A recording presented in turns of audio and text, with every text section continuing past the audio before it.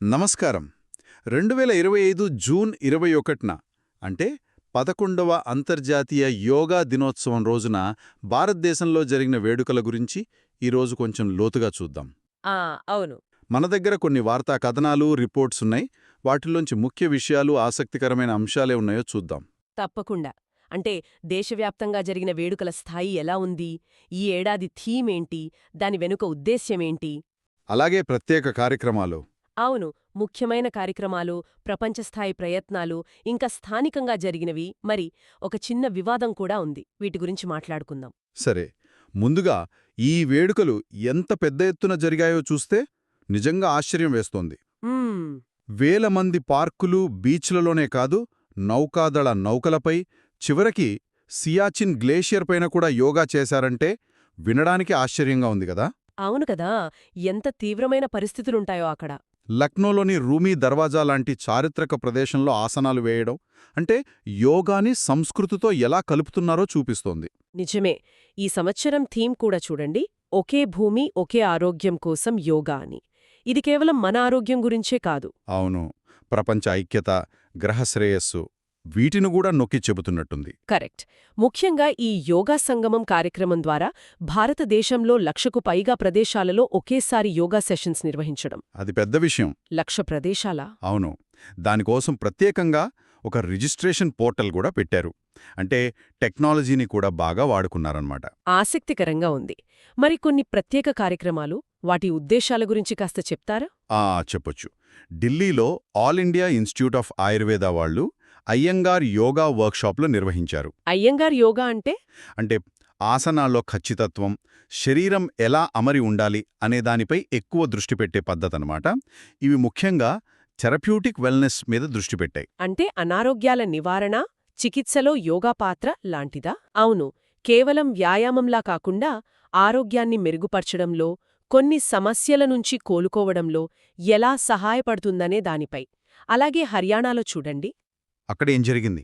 యోగా యుక్త్ హర్యానా, నషాముక్త్ హర్యానా అని ఒక స్లోగన్తో యోగా మారథాన్లు, వ్యసన నిరోధక కార్యక్రమాలు, చెట్లు నాటడం ఇలాంటివి చేశారు. అంటే యోగాను సామాజిక సమస్యలతో, పర్యావరణంతో కూడా అనుసంధానించారన్నమాట. అవును, అదొక కొత్త కోణం. యోగాను భారతదేశం ప్రపంచ వేదికపై కూడా చాలా గట్టిగా ప్రమోట్ చేస్తోంది కదా. దీన్నే కొందరు యోగా దౌత్యం అంటున్నారు. అది నిజమేనా? ఒక రకంగా చెప్పాలంటే అవును.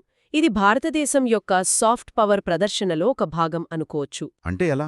ప్రపంచవ్యాప్తంగా ఉన్న మన రాయబార కార్యాలయాలు ప్రత్యేక యోగా సెషన్లు నిర్వహించాయి. అలాగే ప్రధానమంత్రి మోడీ గారు యోగా బంధన్, యోగా కనెక్ట్ లాంటి వాటి ద్వారా ప్రపంచ పౌరులను యోగాను స్వీకరించమని ఆహ్వానించారు. ఆరోగ్యమనే అంశం ద్వారా కలపడానికా? అవును, ఆరోగ్యం, శ్రేయస్సు అనేవి అందరికీ కావాల్సినవే కదా. వాటి ద్వారా ప్రపంచ దేశాలను కలపడానికి ఇది ఒక ప్రయత్నం. దీని ప్రభావం ఎంత ఉంటుందో చూడాలి. ఇంత భారీ ఎత్తున కార్యక్రమాలంటే ఏర్పాట్లు కూడా చాలా ముఖ్యం కదా. సవాళ్లుండుంటాయి. ఖచ్చితంగా. ఏర్పాట్లు చాలా కీలకం. ఉదాహరణకు ఢిల్లీలో ప్రధాన వేదికలకు ప్రజలు ఉదయాన్నే సులభంగా చేరుకోవడానికి మెట్రో రైళ్లు? అవును, మెట్రో రైళ్లను తెల్లవారుజామున 4 గంటల నుంచే నడిపారు. ఇది ప్రణాళికను సూచిస్తోంది. మరి జాతీయ, అంతర్జాతీయ స్థాయిలోనే కాకుండా స్థానికంగా అంటే క్షేత్రస్థాయిలో ప్రజల భాగస్వామ్యం ఎలా ఉంది? స్థానికంగా కూడా మంచి స్పందన కనిపించింది. లక్నో యూనివర్సిటీలో పబ్లిక్ స్పీకింగ్, యోగాసన పోటీలు పెట్టారు. సుష్మితా సింగ్, వ్యాఖ్యా సింగ్ అని విజేతలుగా నిలిచారు.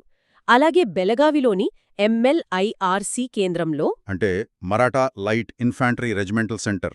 అవును, అక్కడ సైనిక కుటుంబాల కోసం ఏకంగా వారం రోజుల పాటు వెల్నెస్ కార్యక్రమాలు నిర్వహించారు. వారి ఆరోగ్యం మీద దృష్టి పెట్టారన్నమాట. అంతా బాగానే ఉంది కానీ ఒక చిన్న వివాదం కూడా జరిగినట్టు వార్తలొచ్చే కదా. అవును, అది ముంబైలో జరిగిన ఒక కార్యక్రమంలో నటి నుష్రత్ భరూచా తన షూలేస్లను విప్పమని అక్కడి వాలంటీర్లను అడిగినట్టు ఒక వీడియో వైరల్ అయింది. అవునా? అది సోషల్ మీడియాలో కొంచెం చర్చకు దారితీసింది. అంటే సెలబ్రిటీల ప్రవర్తన, వాళ్ల బాధ్యత గురించి ప్రశ్నలొచ్చాయి.